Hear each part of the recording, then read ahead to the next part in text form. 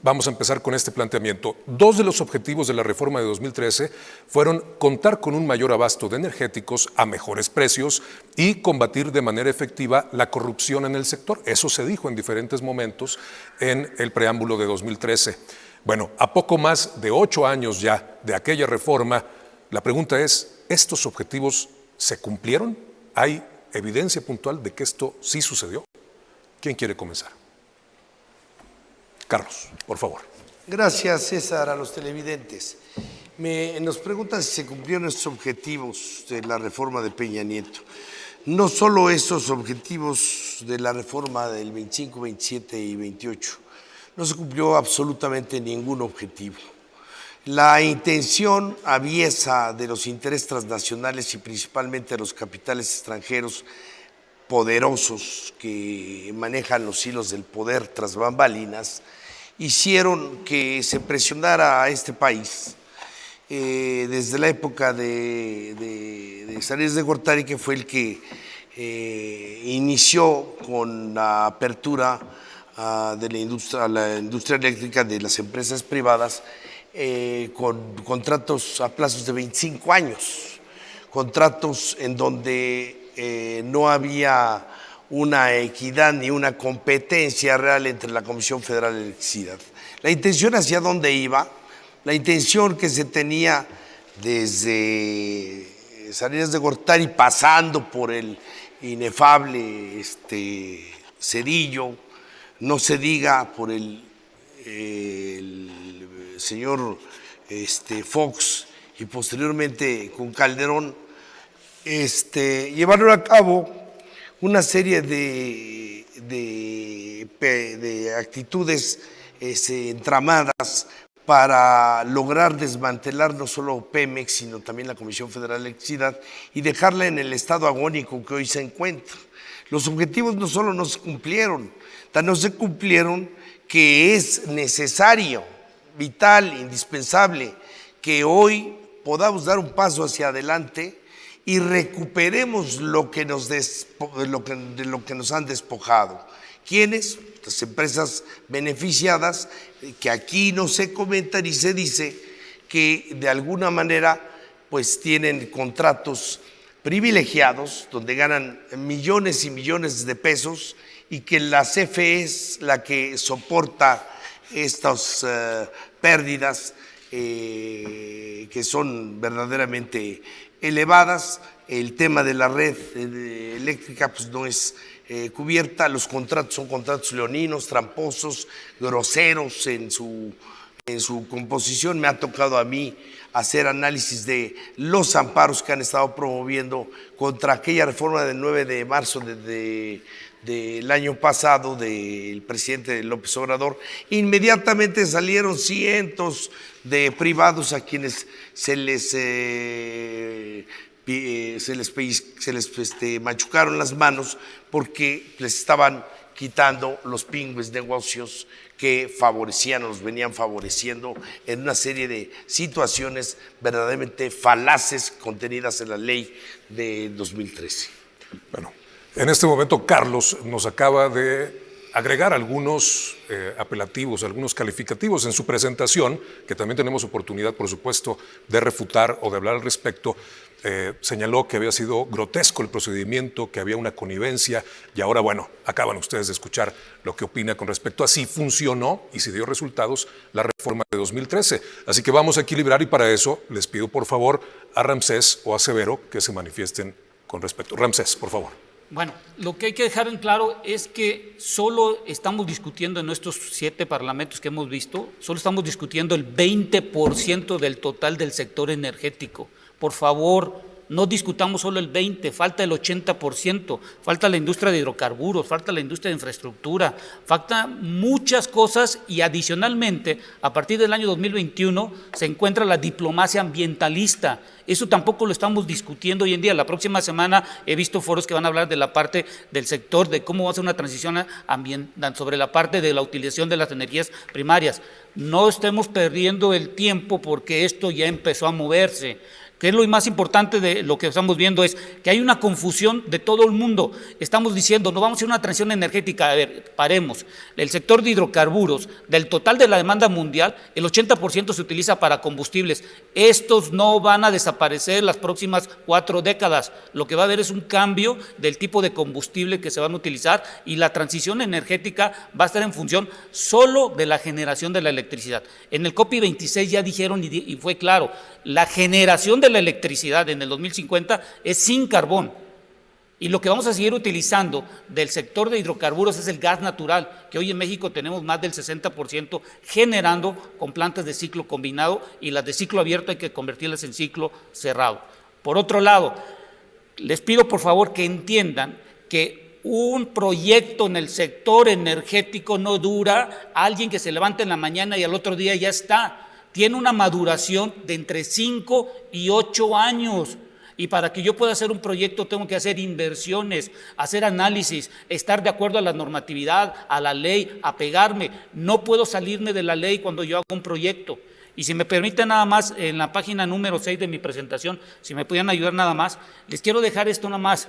La reforma del 2013, independientemente de la ideología, y quitemos la ideología y la política y nos centremos en la parte técnica económica, ahorita que me pongan la presentación, en la parte 6, uno de los beneficios, en la página 6 de la presentación mía, la inicial, la que di la apertura, pero bueno, si no, no va a dar tiempo. No, esa no era. Lo que hay que entender es que la reforma nos dio 2 cosas muy importantes, el IEPS y nos dio el Fondo Mexicano de Petróleo. Entre esos 2, en el año 2022, vamos a tener alrededor de 700,000 millones de pesos. Pregunta, el IEPS, ¿por qué no lo utilizamos para la transición energética? Estamos hablando de 250,000 a 300,000 millones de pesos. Esa cantidad de dinero que salió de la reforma energética, lo del Fondo Mexicano de Petróleo, utilicémoslo para esto y pongámonos a hacer un plan de largo plazo y dejemos de discutir solo el 20%. Falta el 80% y no estamos poniéndonos de acuerdo a partir de hoy. Por supuesto, vamos a regresar en un momento contigo, Ramsés, para que puedas comentarnos con respecto a esa lámina que has estado señalando. Pero ya lo escuchaste, José. Ahora voy a pedir, por favor, tu opinión con respecto a la presentación, porque justo hablaba de esto, transición energética. Nos señalaba en su presentación, Ramsés, que ya íbamos en camino hacia la transición, que sí sirvió la reforma de 2013, pero que se están desaprovechando oportunidades. Y por otro lado, la pregunta, también te lo pongo sobre la mesa, nos cuestionan con respecto a si realmente se combatió la corrupción después de 2013 y si realmente hubo mayor abasto de energéticos. Por favor. Gracias. Bueno, ahora pareciera ser que es un tema de maduración. 9 años de un cambio normativo no han sido suficientes para mejorar el sector respecto de una iniciativa que finalmente no buscaba la mejora del sector ni de los usuarios, ni del sector de hidrocarburos, ni del sector de energía. Dicen o aseveran, esta reforma es restrictiva, pues yo contrapondría en el sentido de que la anterior reforma fue demasiado entreguista. O sea, esta es muy restrictiva, aquella es muy entreguista. Retomo algo que dijo uno de los comentaristas, que efectivamente hay que leer a Lázaro Cárdenas. Hay que leerlo porque hay mucha sabiduría en los textos del general. Respecto de si se está estatizando la industria, pues me parece que no.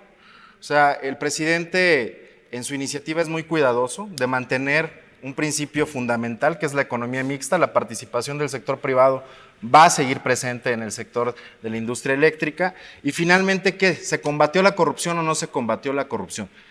Ya nos explicaba Carlos las modificaciones que se dieron en los 90s, en la administración del presidente Carlos Salinas de Gortari y en la administración del presidente Zedillo.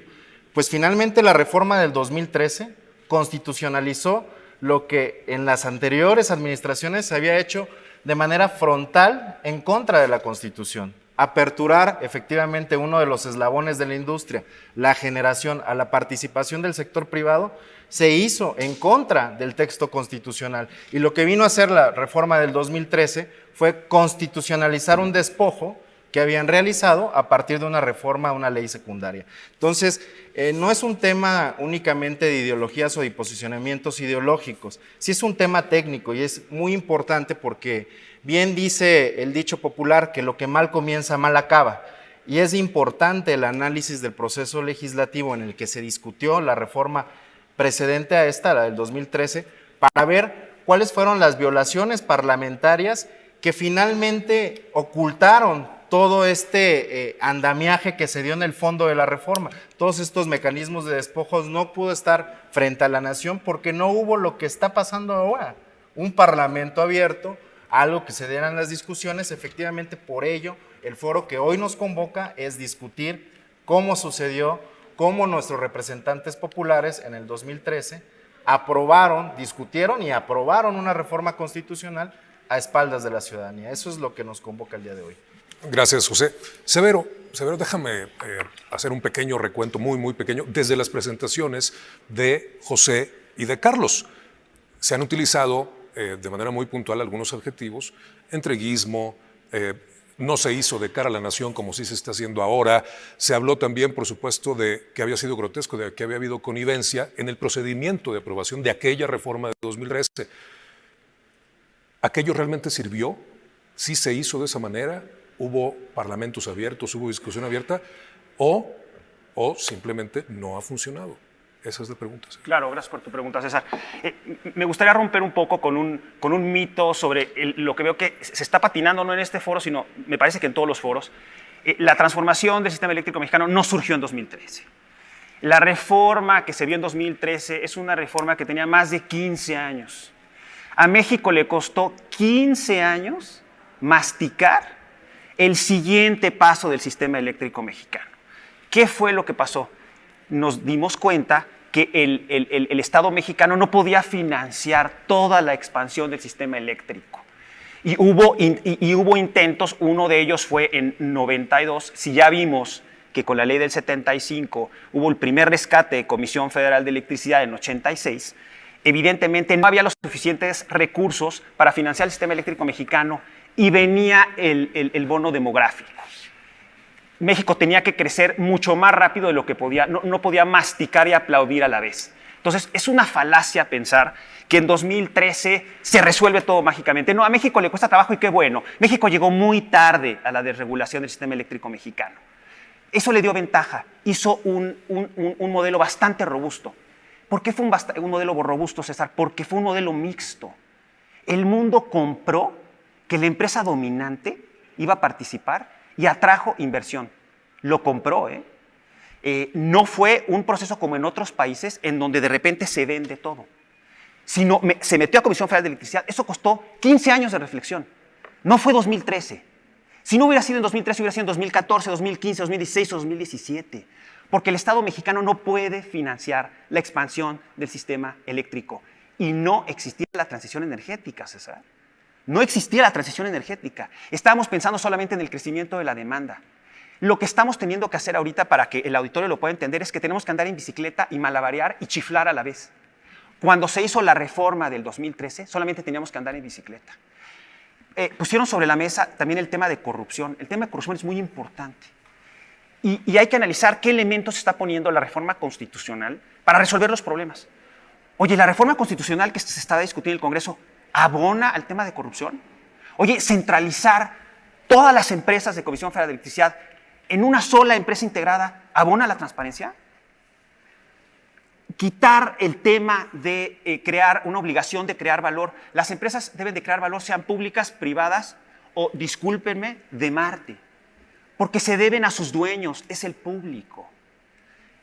Sacar a Comisión Federal de Electricidad del artículo 134 constitucional, ¿eso abona a resolver el tema de corrupción? Me parece que no. Entonces hay que repensar qué problema estamos resolviendo y qué tenemos que poner en la mesa en la Constitución. Y no atorarnos en el 2013, porque hubiera sido el 14, el 15, el 16, el 17, el 18 o ahorita. Me parece que hay que abrir y entender a México como un país dinámico con necesidades crecientes.